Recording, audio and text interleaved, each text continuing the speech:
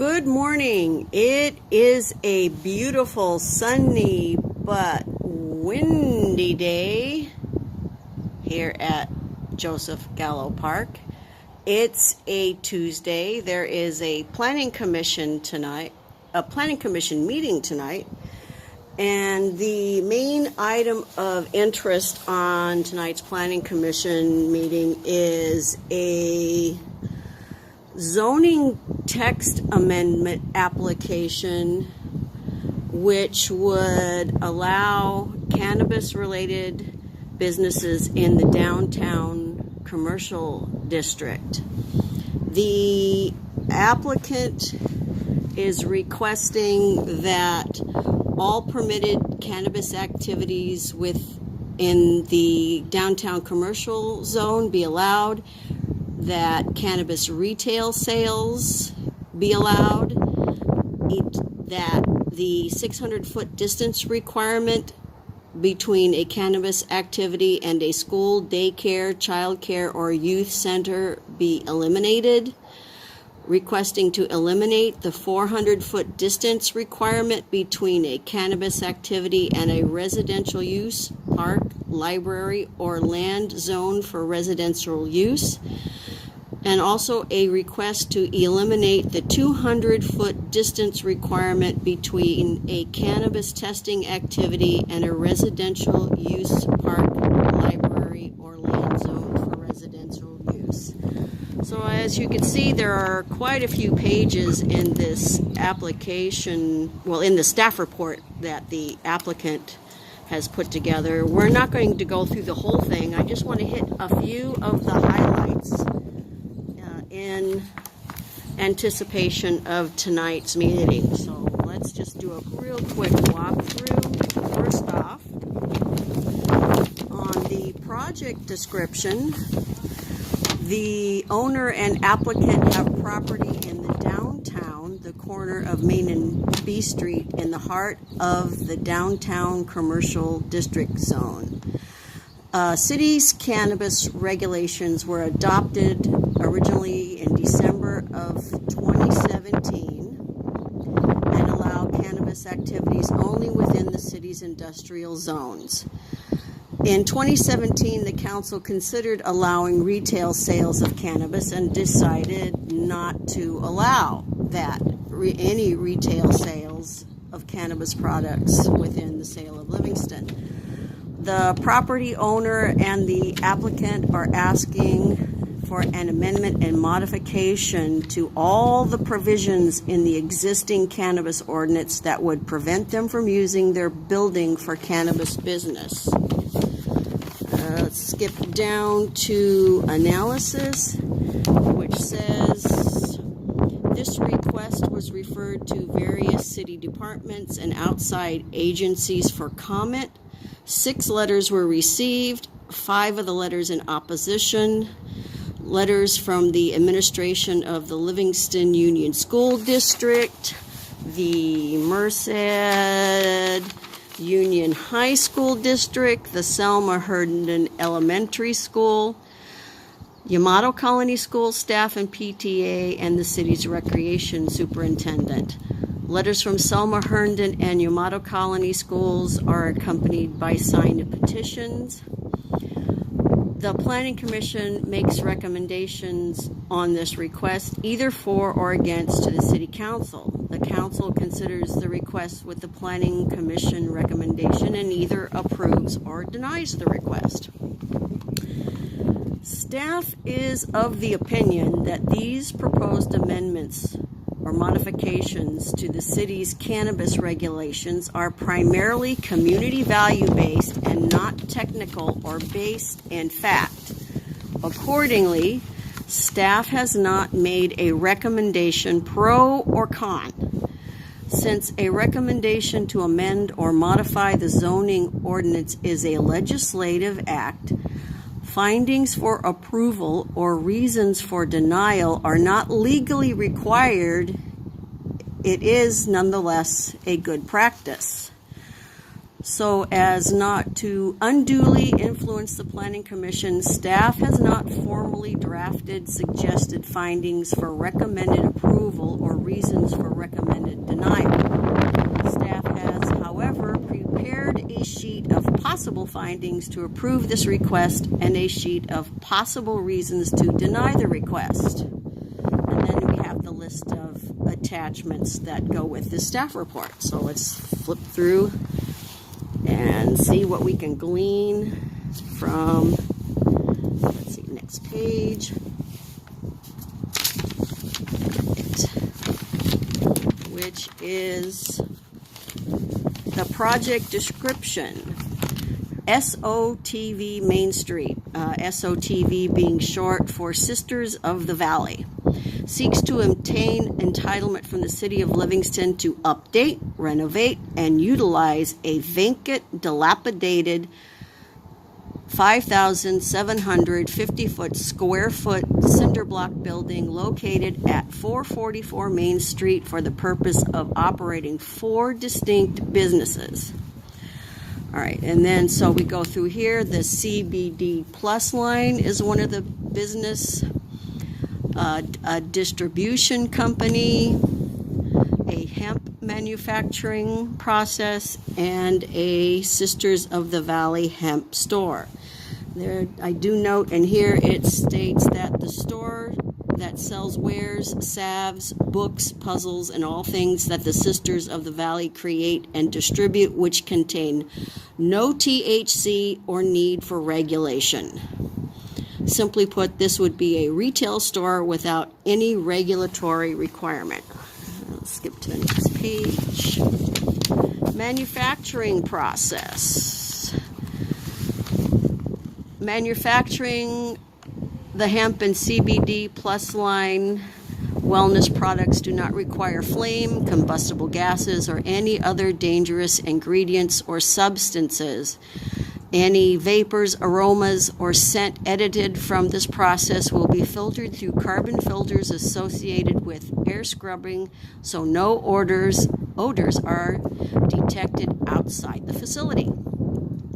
Sisters of the Valley Main Street has already entered into a lease agreement with an option to buy the property located at 444 Main Street pending City of Livingston approval of all applicable permits, business operating licenses, and entitlements. So let's see. They estimate roughly $960,000 of income per year to the City of Livingston, and adding security cameras not just on the inside of the property but outside, which would be available for the City of Livingston Police Department to monitor via live feed. And then it goes on to who are the Sisters of the Valley.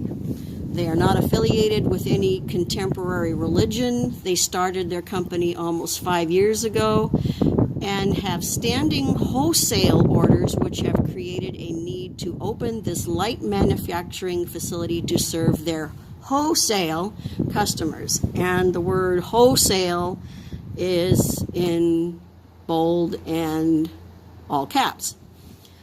Operations basics of manufacturing.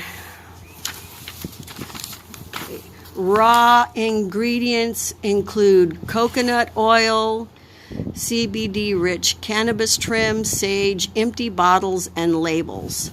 Products bound for the regulated California cannabis market would be quarantined in a locked area of the property until they pass to a secure Sprinter transport van where they will head to dispensaries all across California. Products containing no THC would be delivered to either retail locations or distribution partners by regular U.S. mail or any other competent legal means. Security. The entire facility will be recorded with cameras capturing every square inch of the facility with the exception of the restrooms. One security guard would be at the facility during normal business operational hours. There's waste disposal plan, permits required to operate clause, secure loading facilities clause, employees clause, 8 total employees, estimated occupancy. All right, estimated occupancy. Less than 12 persons within the building at any one time. Benefits to the community, jobs, tax revenue from partnership, cannabis ingredients within the marketplace, and they mention Rite Aid has already publicly expressed that they will be carrying cannabis products beginning with Epidiolex. This alone requires the City of Livingston ordinance be changed in order to accommodate Rite Aid's published plans. Sales receipt, how they're going to handle the sales receipts. Next page. I need to apologize for this. I mean, the ink in my printer kind of went, so I did a real rough sketch to kind of give you an idea of the kind of space that would be used for the different businesses. Those of you who are already familiar with the building by driving back and forth in front of it on a daily basis, you already know it's a pretty good sized building. I'm going to point out that the store portion of the building only takes up about this much space. And then we have the office spaces where the CBD product line would be placed, the hemp products would be placed, where the Sprinter van would be going, and so on.